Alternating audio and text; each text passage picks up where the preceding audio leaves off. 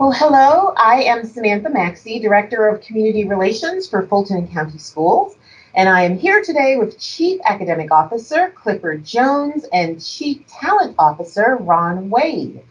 And we will be discussing the district's rollout of its new mitigation matrix.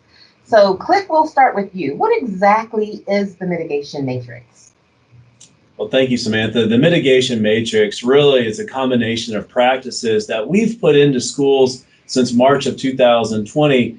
But the reason this is different is that these mitigation practices that schools can utilize is based on case per 100,000 rates in our communities designated by the Fulton County Board of Health epidemiology report that comes out 2 times a week. And so what we've done is through our experiences during this pandemic is we have now leveled these mitigation practices that schools have been utilizing and aligned them to case per 100,000 rates in our communities so that we know and that we can clearly communicate to not only our communities, but to school staff and students what is to be expected as they enter our facilities.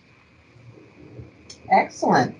Ron, tell us how this strategy differs from what we've used in the past. Sure. Well, again, the mitigation strategies themselves aren't new. We've used them for the past couple of years now in different ways. What we've done now, they've become part of a progressive process to get to closure. So where it was more of a direct path to closure, we're asking schools based on cases per 100,000 to start employing these mitigation strategies. So it's more progressive to get us to closure. Our objective is always to make sure that we are able to provide kids the most direct instruction possible. And so the mitigation strategies and this progressive approach will help us do that. So when will this strategy be implemented? Today. We will be announcing that today. Most of our principals have already been made aware of that, but to our school and school communities, we'll let them know that today. That approach will be put in place. But again, I do want to highlight that the strategies themselves, although they've been put in a progressive sort of model workflow, they are not new. We've employed them for the past 2 years in different scenarios. Very good. And Cliff, how long is this strategy going to be used by the district?